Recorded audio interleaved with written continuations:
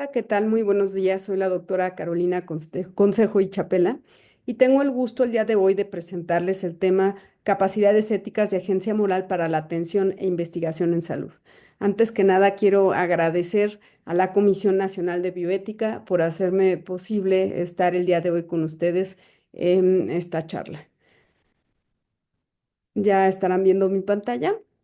Pues bueno, es importante partir que la salud se encuentra situada en contextos, es decir, está relacionada con las personas como individuos, su interacción en la sociedad y también la interacción con nuestros entornos sociales, medioambientales, nuestras relaciones con otras especies en este ecosistema. Por lo tanto, no existe en abstracto, se encuentra situada y determinada por estos contextos y es lo que va a determinar también la forma en la que se desarrolla el estado físico, mental y social y por lo tanto va a afectar directamente a la salud. Las organizaciones de salud, estamos nosotros encomendadas y los sistemas también a atender ese fenómeno de la salud que se encuentra situado. Al interior de las organizaciones hospitalarias es importante entender que también reflejamos espacios sociales y por lo tanto va a haber una serie de elementos que van a determinar el comportamiento de las personas que estamos al frente de esos procesos de atención y también el comportamiento de la organización. Por eso es importante retomar algunos elementos de las teorías de la organización que han venido evolucionando a lo largo del tiempo, partiendo de las teorías clásicas de la administración, como las de Frederick Taylor y Fayón, que hablaban de una administración científica, pasando por los trabajos del Mayo, de Bernard, entre otros, que nos van a hablar ya de una gestión de relaciones humanas y posteriormente ya introduciendo las ciencias de la complejidad en el entendimiento justamente del comportamiento organizacional y que vamos a estar entonces teniendo que tomar en cuenta. También ya a finales del siglo pasado, inicios del presente, se empieza a hablar de la necesidad de una gestión responsable, esto responsable socialmente, pero también responsable con el entorno, con el medio ambiente. Dentro de las teorías de la organización, entonces, se retoman herramientas de la antropología, de la sociología, de la psicología para poder gestionarlas, entendiendo que las organizaciones de salud las vamos a conformar personas a nivel individual, la interacción que tenemos como personas a nivel de pequeños grupos y la interacción que tenemos en el conjunto de la organización. Esto nos lleva a forjar la real cultura organizacional que va a estar también reflejando cierta identidad institucional, que va a depender de narrativas que generan tanto los trabajadores como la sociedad y también una serie de mitos fundacionales y narrativas institucionales. En ese escenario de complejidad es en donde navegan las personas que acuden a atenderse. Y pues bueno, es importante establecer también algunos puntos de partida de conceptos. Vamos en esta plática a entender a la ética como derivada de esta palabra griega ethos,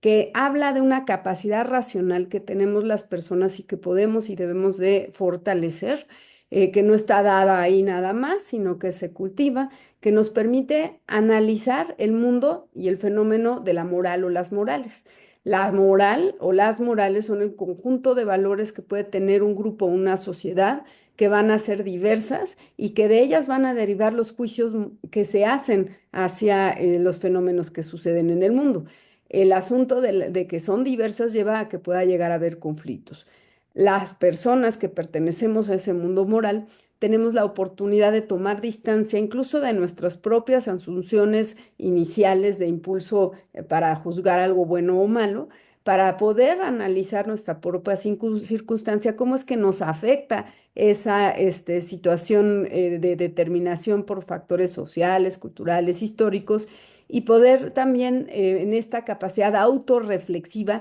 dirigir nuestras acciones con responsabilidad. Esto para los antiguos griegos implicaba algo importantísimo que tiene que ver con la autonomía, la capacidad de ejercer la libertad, pero esto a partir del uso de la racionalidad y no teniendo esta determinación absoluta o social o por los impulsos que nos permiten una forma de autogobierno o autarquía. Esa es la esencia de la idea de la ética, que viene de la palabra ethos, como capacidad racional que me va a permitir alcanzar esa posibilidad de autonomía. Ahora, vivimos en un entorno de diversidades morales en donde puede haber juicios muy diferentes, incluso opuestos, por ejemplo, del rol social de las mujeres en este momento en el mundo, que va a reflejarse también en la forma en la que generamos leyes. Puede ser que haya países que tengan un consenso moral en torno a cómo debe de vestir una mujer, el rol que debe de tener o no en una sociedad, y va a reflejar en esas leyes esa idea colectiva de lo moral, o dependiendo del tipo de régimen, si es por imposición, por una mayoría democrática, pero que al final de cuentas va a estar pasando por esa percepción de lo moralmente correcto. Esto nos lleva a acudir ahora a otro concepto, la ética como un campo de conocimiento que me permite analizar incluso hasta la ley en torno a cuáles son los fundamentos que hay detrás, si hay una verdadera análisis y fundamentación ética con respecto a la forma en la que yo escribo esa norma o están determinándose por circunstancias o meros juicios morales que pueden reflejarse en esa ley. Entonces, podemos llegar incluso a la conclusión que una ley puede ser éticamente cuestionable a pesar de que esté moralmente aceptada en un contexto social específico. En este sentido, bueno, ¿cómo es que vamos adquiriendo este bagaje de nuestro juicio moral? Pues tiene que ver con nuestra interacción con la sociedad a lo largo de la vida. Y bueno, no voy a ahondar, pero hay sociólogos tales como Pierre Bourdieu, que nos dice que vivimos constantemente en campos sociales que van a generar un impacto en la forma en la que se moldea mi percepción del mundo, generando algo que se observa, es decir, mi comportamiento, el hábitus, la forma con la cual yo actúo, me visto, me manifiesto, y eso va a estar determinado por un tipo de conocimiento que denomina doxático, del cual no se es consciente. Y en el momento en el que se hace esta reflexión crítica y me doy cuenta de mí mismo, paso de un conocimiento doxático a un conocimiento heterodoxático que implica también el ejercicio de la libertad. En este sentido, entonces, coincide con los antiguos griegos, vamos a hablar de los presocráticos, socráticos, Aristóteles, que nos hablan de la esencia de la persona en su búsqueda por la libertad, es decir, por dirigir su propio camino hacia donde necesita dirigirlo. Esto me va a llevar además a la posibilidad de la felicidad, diría Juliana González, el ethos o el self, cuando se fortalece me permite a mí dirigir mi vida hacia donde yo quiero, dominar pues mis impulsos iniciales, mis pasiones, a través del uso racional de esa libertad y por lo tanto moverme en la vida hacia donde yo voy, ¿no? Y eso es una forma virtuosa, dicen los griegos, de vivir. Entonces la ética puede ser entendida como campo de conocimiento que estudia el fenómeno de la moral y la moral podría, y bueno, y también como una capacidad racional humana, y la moral como ese conjunto de valores que están en el cotidiano, que pueden generar identidades, que sí pueden estar detrás o fundamentar la conformación de leyes. Y por lo tanto estamos obligados a un análisis ético constante mediante el uso de teorías, de herramientas, de metodologías para analizar ese mundo de lo moral. Y nos dirigimos ahora entonces a la medicina y a la investigación y a las reflexiones que se hicieron en el mundo en torno a lo que podíamos o no hacer con las tecnologías, en particular en el siglo XX, con los distintos fenómenos internacionales que se dieron con las grandes guerras, en esta reflexión de si todo lo que podemos hacer con tecnología lo debemos de hacer. Ante estas preocupaciones, bueno, adelantándose algunos personajes tales como Fritz Jaar, que retoma de Gustav Theodor Fetscher la idea de biopsiquis para plantear por primera vez la idea de bioética, trayendo nuevamente esta idea de si todo lo que podemos hacer en el planeta lo debemos de hacer tomando en cuenta la existencia de otras especies y el impacto de nuestro quehacer sobre ellas. Fíjense, la época 1927 fue previa a todo lo que sucedió con las guerras, bueno, con el evento de la Segunda Guerra Mundial, los estudios que se hicieron en personas durante la Alemania nazi, que derivaron en los juicios de Nuremberg. Más adelante, ya a finales del siglo XX, Van Potter en el año de los años 70, perdón, va a crear y a forjar otro concepto de bioética como un puente hacia el futuro, un puente también entre las humanidades y las ciencias, obligado, necesario, prácticamente como una obligación de todo aquel que hace ciencia para poder dirigir el camino que nos permita como humanidad seguir existiendo, pero no como cualquier humanidad, sino una que pudiera ser responsable por los demás, consciente de sí mismo y tomando en cuenta que tiene una responsabilidad también sobre el planeta. Por lo tanto, la define como una ciencia de la sobrevivencia y ese puente entre la ciencia y las humanidades al servicio de toda la humanidad y con protección al medio ambiente. La Comisión Nacional de Bioética retoma esta idea holística con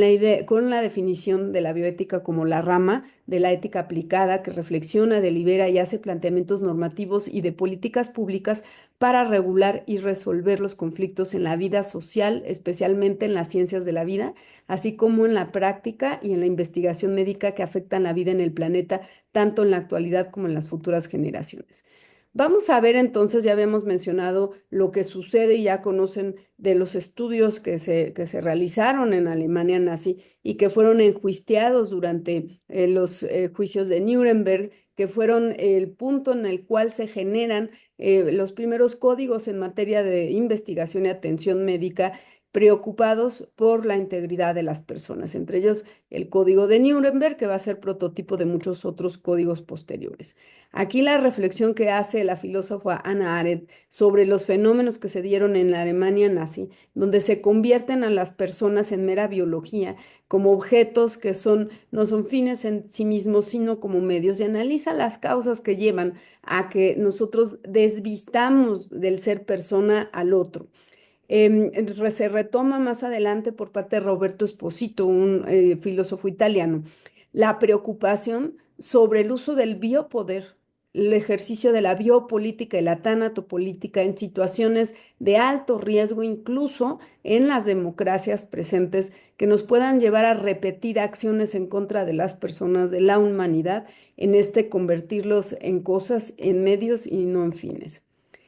El caso Tuskegee es un ejemplo posterior a la Segunda Guerra Mundial, que ya conocen seguramente ustedes, en el cual se hizo un estudio de sífilis sin intervenir, sin brindar apoyo de salud, sin consentimiento informado a poblaciones que creían que estaban siendo atendidas cuando estaban siendo sujetas a un proceso de investigación, afrodescendientes sin acceso a la seguridad social ni a la salud y por lo tanto, bueno, generaron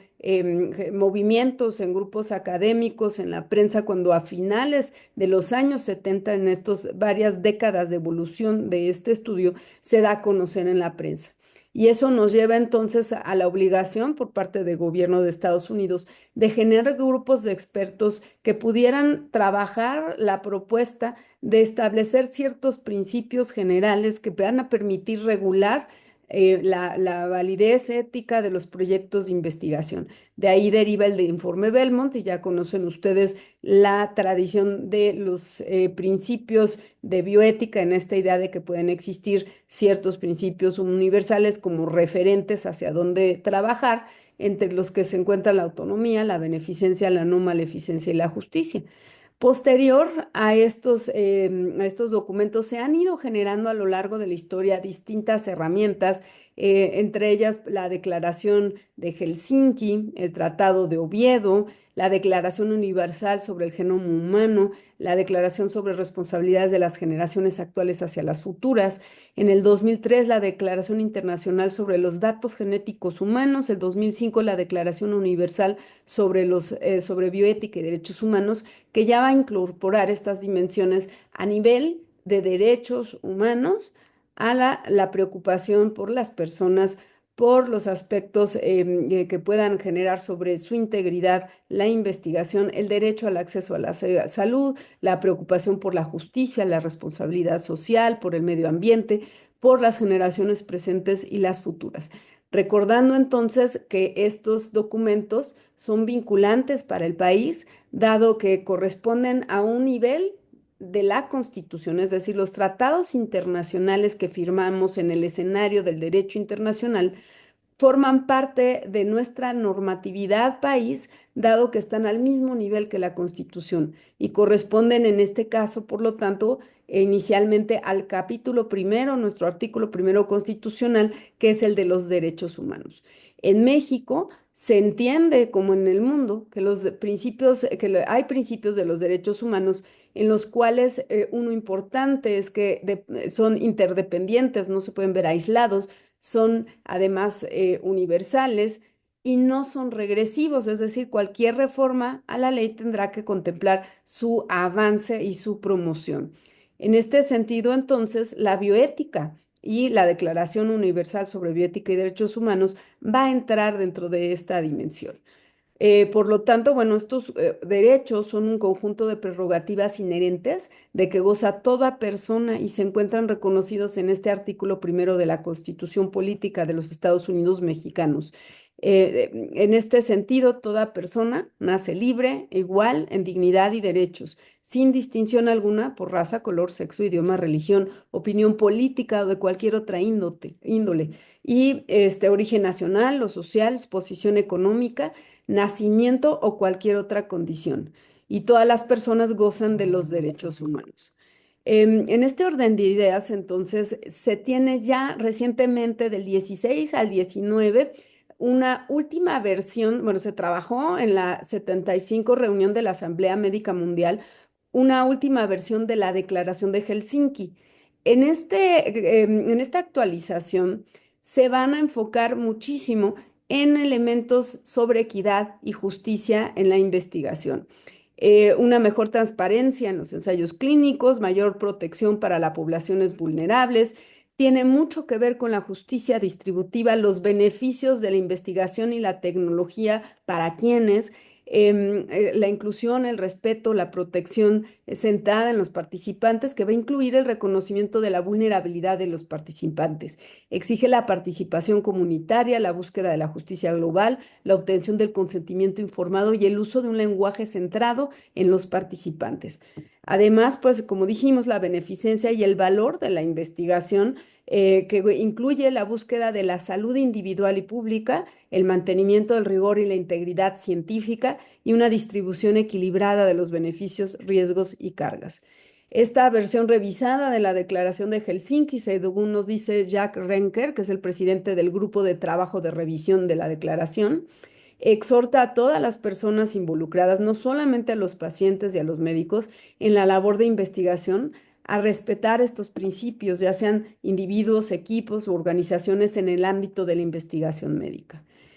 También es importante las preguntas que se están haciendo ante diferentes reacciones y posicionamientos en el mundo. Ahorita hay una publicación muy interesante por parte del Hastings Center Report sobre un movimiento que se está dando en un grupo en Estados Unidos que forma esta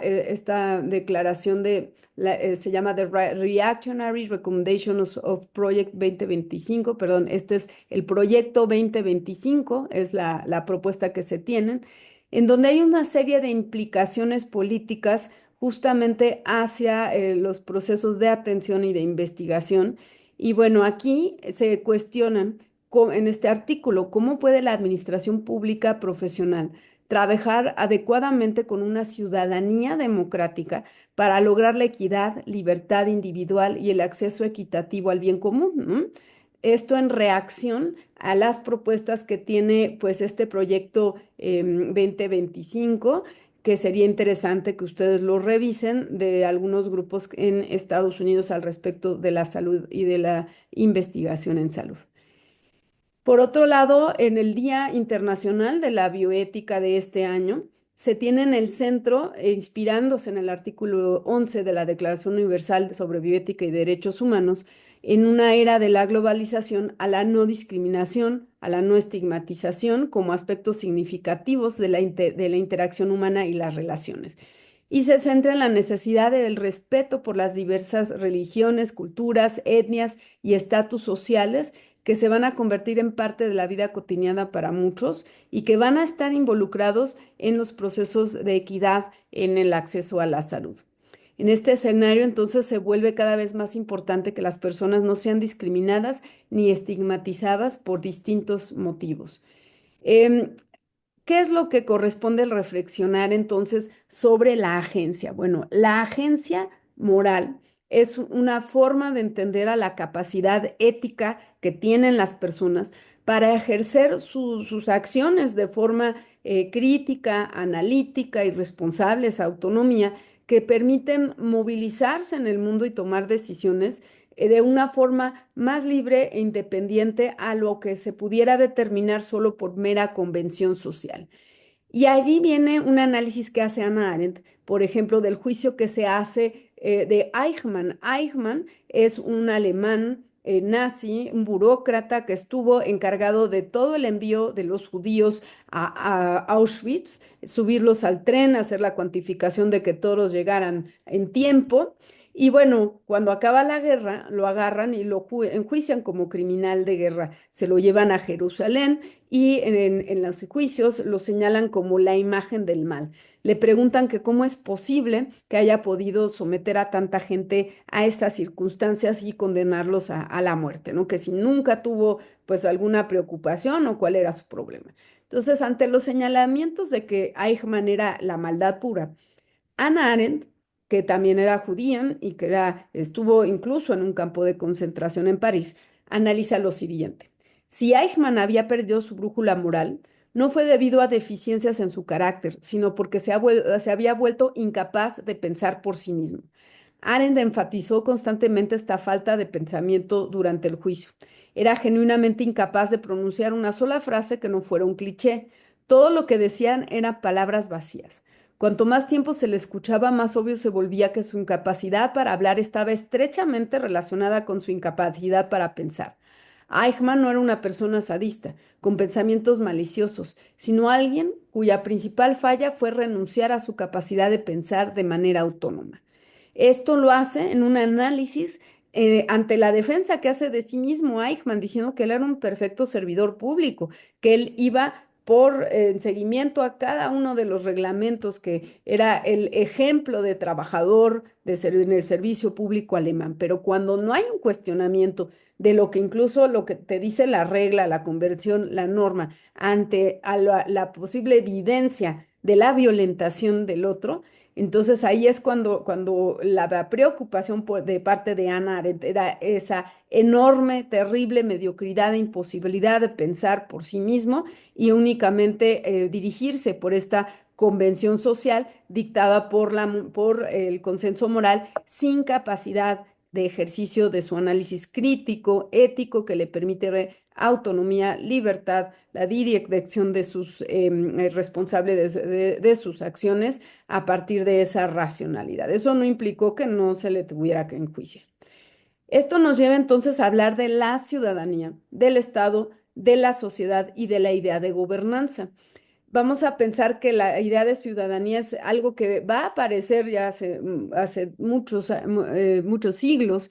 Vamos a irnos al escenario de la griega clásica, en donde se existía y se organizaba la sociedad en estas polites. En ese contexto,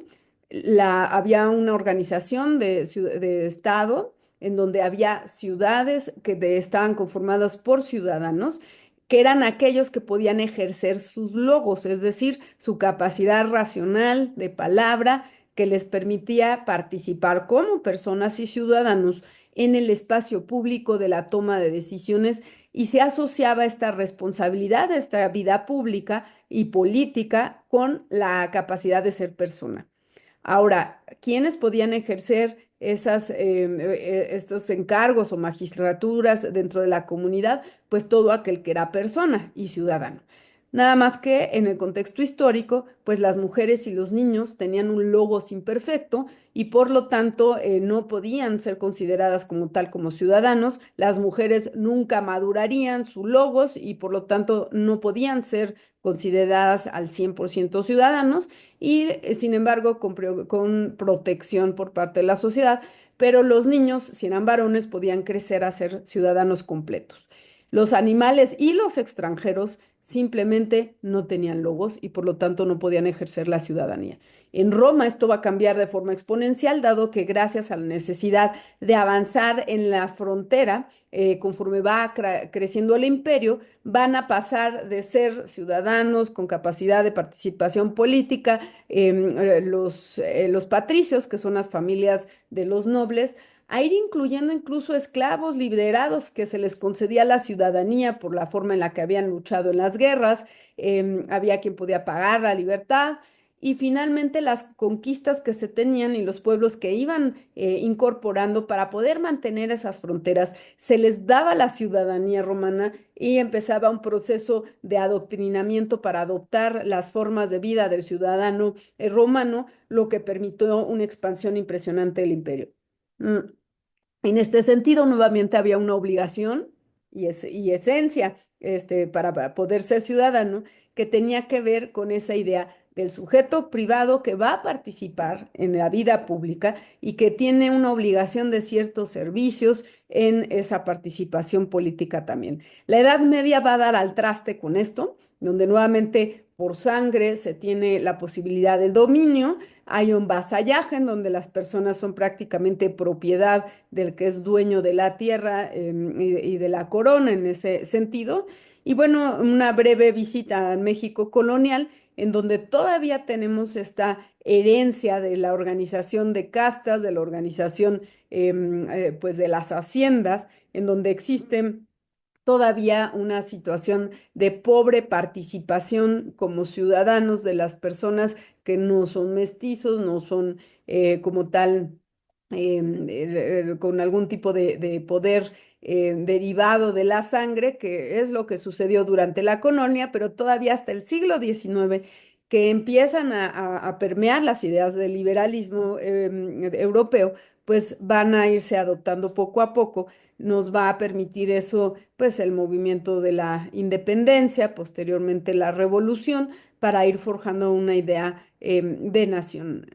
Esto deriva también pues de historias que se dan en otras partes del mundo, como en Europa, en donde se va a empezar a quitar el poder a la monarquía a través de la aparición de los primeros parlamentos con las primeras cartas magnas, como lo que sucede en el siglo III en el Parlamento inglés. Más adelante, pues el trabajo ya como tal de las teorías de la política que van a llevar a trabajar esta idea de ciudades-estado y que nos van a permitir entonces ir avanzando hacia la constitución de los estados modernos. Recordemos que existían ideas, por ejemplo, lo que plantea Hobbes en el Leviatán, en donde si no existe una cabeza de estado, la humanidad está condenada a la guerra continua, dado que se consideraba que las personas somos los lobos de otras personas. Esto lo retoma de un dicho de Tito Marco Plauto, que es un actor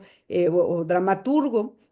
también de 2000, vive entre 250 y 184 antes de Cristo, y que él planteaba esta palabra de la guerra de todos contra todos y que el hombre es el lobo del hombre. De ahí retoma Hobbes estas ideas, en donde hay una necesidad de un Estado soberano que subyugue a la población. Sin embargo, más adelante se va a ir planteando que para que exista ese poder soberano, necesita haber un cuerpo que está conformado por quienes, pues por la sociedad. Thomas Hobbes va a escribir entonces este tratado de Cive o sobre el ciudadano, que y va a plantear después este otro libro, que son los rudimentos filosóficos sobre la gobernanza y la sociedad. Esto va a cambiar radicalmente con la formalización de los derechos ciudadanos a partir de las ideas liberales en la Francia, en la Francia del siglo XVIII, en donde vamos a tener estos movimientos sociales, y después en el siglo XIX con los tratados de John Stuart Mill sobre la libertad, en donde plantea que todas las personas tienen derecho a un trato igual, exceptuando cuando una conveniencia social reconocida exige lo contrario. Habla de una justicia basada en la utilidad y la idea de la mayor felicidad para el mayor número de personas. Esto nos lleva entonces a hablar de las formas de ciudadanía contemporánea, en donde algunas de las cosas que tienen en común pues son la necesidad de que existan derechos y obligaciones, la pertenencia a una comunidad estatal que puede ser creada o construida a partir de un territorio o una idea, un imaginario en torno a ciertos valores, ideas de pertenencia, y la participación del ciudadano en este contexto de la vida pública. Obviamente, poniéndose el día de hoy al ciudadano en el centro, tomando en cuenta que en una democracia, por ejemplo, pues el gobierno depende de ese consenso o de mayorías que van a llevar finalmente a reflejar sus ideas en esa posibilidad de gobierno y en la participación en relación a cómo se escriben las leyes a través de sus representantes. Bueno, ¿qué es lo que nos anuncia la UNESCO a inicios de este año? Pues que el mundo asiste a una oleada de conflictos violentos paralela al aumento alarmante de la discriminación, el racismo, la xenofobia y la incitación al odio. Esto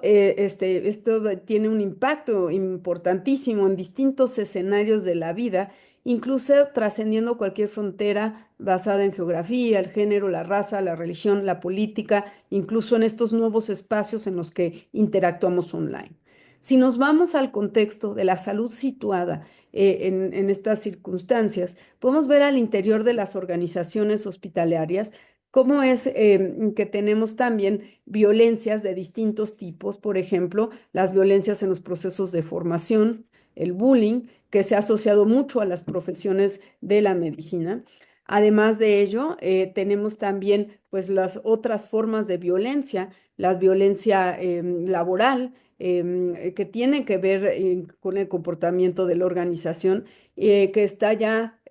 definida en la norma oficial mexicana 035, que nos habla de aquellos factores de riesgo psicosocial en el trabajo y se define como aquellos actos de hostigamiento, acoso, maltratos, malos tratos en contra del trabajador que pueden dañar la integridad y la salud. Por supuesto que las distintas violencias que pueden llegar a sufrir los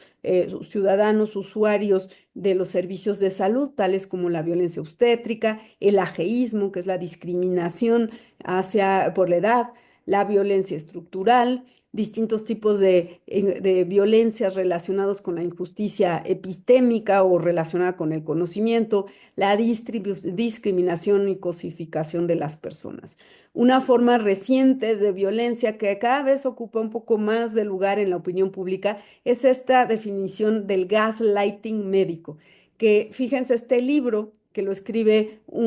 es una escritora que no es médico, que ha sido paciente, que recaba testimonios de muchos pacientes de cómo se les excluye y cancela en su capacidad de opinar sobre su propio proceso de enfermedad que deriva en un mal proceso de atención con severas consecuencias. Esta guía la plantea como una guía para obtener la atención que mereces y navegar en un sistema que te hace pelear por tu vida, dice este libro, ¿no? Entonces hay muchos ejemplos aquí de forma de gaslighting médico, en particular aquí le da esta aproximación de género, de cómo es que sucede a las mujeres en su proceso de navegación por los sistemas de salud, ¿no? Entonces, eso existe en este proceso. Y bueno, esto en relación a la necesidad que tenemos todos de brindar una opinión y más cuando es sobre nuestro propio proceso de salud, de cómo me siento, en esta posibilidad de ser incluido sin ser despreciado, discriminado por el hecho de que no sea médico, porque sea mujer o porque hay una idea del sesgo que pueda tener sobre mi propio proceso. Esto lo denomina Miranda Fricker como injusticia epistémica, que implica que es esa forma de enjuiciar el testimonio del otro sobre la realidad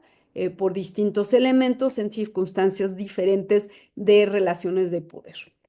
En ese sentido, las organizaciones de salud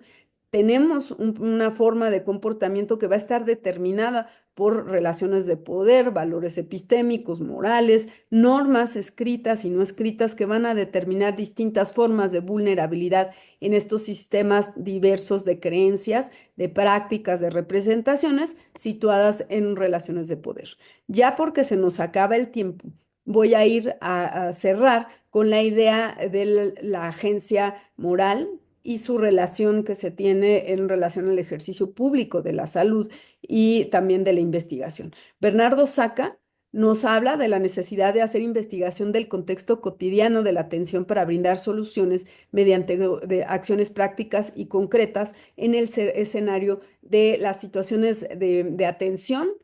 del servidor público de a pie, dice, ese que está al frente de ciudadano brindándole atención, hace un análisis de distintas oficinas, de oficinas de vivienda, oficinas relacionadas con la atención a las personas en distintos elementos, incluye la atención médica, en donde ve en condiciones adversas de trabajo cómo los funcionarios públicos van a adoptar ciertas acciones para, como de adaptación que van a llevar a un desapego y algo que denomina disonancia cognitiva. La disonancia cognitiva, entonces, nos va a llevar a una posibilidad de adaptarnos a un ambiente adverso y nos dice que desde este entorno vamos a tener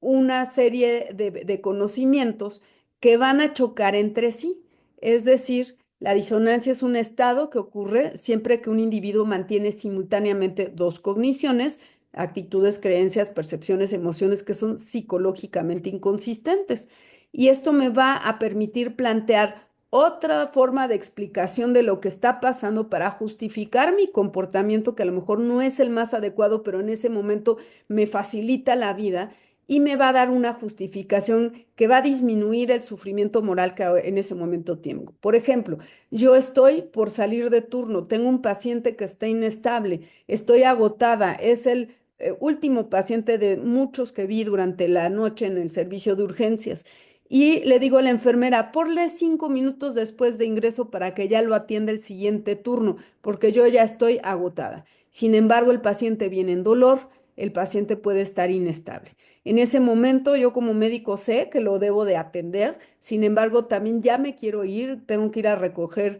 a mis hijos, a lo mejor a la escuela, pero ya está tomándose una decisión en mi cabeza basada en una segunda justificación que me puede ayudar a disminuir ese choque de cogniciones entre lo que sé que debo de hacer y lo que realmente quiero hacer. Eso es un mecanismo de adaptación que me lleva a una forma de atención minimalista, si no es que al maltrato o una mala forma de atención. Eso puede ser incluso reforzado entre pares, justificando entonces la forma en la que se crea una estructura que nos puede llevar incluso a una violencia a nivel sistémico institucional hacia los pacientes. También ese momento de sufrimiento moral es un momento de oportunidad, nos dice Bernardo Saca. Allí, cuando estoy sintiendo este disconfort moral, es el momento en el cual puedo hacer lo que Hannah Arendt nos estaría exigiendo, que es tomar distancia. A lo mejor mis compañeros dicen, sí, ya, o sea, si tú te pones a atender, me van a dejar a mí también, ¿no? Nos puede decir la enfermera, nos puede decir el colega, o ah, ya llegó este que siempre se queda y nos van a exigir quedarnos. Entonces, nos alejamos de la convención social, tomamos una decisión autónoma que cuesta trabajo, pero que parte de esa capacidad racional crítica, analítica, y me permite empezar a transformar mi actuar de otra manera, ¿no? Cuando esto empieza a permear en una influencia que puedo tener sobre mis otros pares, entonces eso va a ayudar a ir generando ese cambio a nivel organizacional. Nos dice Saca, necesitamos hacer diariamente una gimnasia del yo para hacer frente a las presiones cotidianas del trabajo a pie de calle. Y Michel Foucault, filósofo, nos diría, esas prácticas del yo son una amplia gama de ejercicios cotidianos a través de los cuales las personas pueden moldear sus propias disposiciones morales. Y estos ejercicios se basan en recursos que existen en el entorno del practicante y generalmente se pueden realizar dentro de una comunidad entre pares.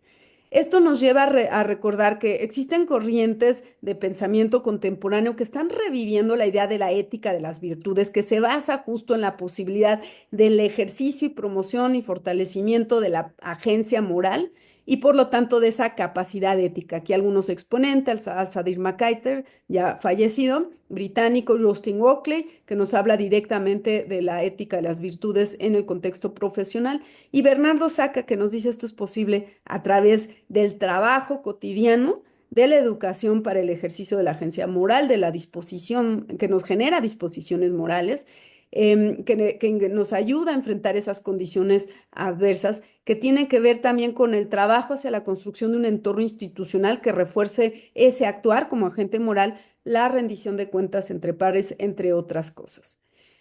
Finalmente, es importante hablar de que esto se da en el contexto del Estado laico, es decir, que como establece nuestra Constitución, tenemos que entender que ejercemos la profesión en un contexto de diversidades morales, religiosas, ideológicas, de pensamiento, y que finalmente tendremos que aprender a navegar en esa amplia diversidad y por lo tanto las posiciones que se adopten y el ejercicio de la ética tiene que ser forzosamente laica. También está el tema de la formación ciudadana, es decir, todos los ciudadanos tendríamos que tener la posibilidad desde las primeras acercamientos a la formación de tener la posibilidad de forjar este músculo de la capacidad ética, crítica, analítica, constante para nuestra participación social, política, profesional en el entorno público. Finalmente, y cerrando hacia la relación entre ética, educación y paz, nos dice la UNESCO que el aprendizaje para la paz debe de ser transformador y contribuir a dotar a los alumnos de los conocimientos, valores, actitudes, competencias y comportamientos necesarios para convertirse en agentes de paz en sus comunidades. Tomemos en cuenta que estamos hablando de todos los niveles de comunidades, al interior del hospital, en la sociedad, en el entorno laboral. Nos dice Audrey Saudy, directora general del UNESCO, porque si el odio empieza con las palabras, la paz empieza con la educación. Lo que aprendemos cambia nuestro modo de ver el mundo, influye en nuestra forma de tratar a los demás. Por lo tanto, debemos situar la educación en el centro de nuestros esfuerzos por alcanzar y mantener la paz. Muchísimas gracias.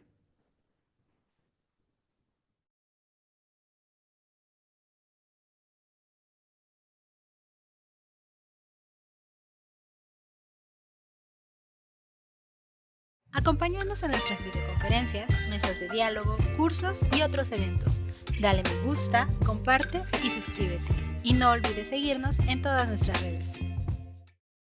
Gobierno de México.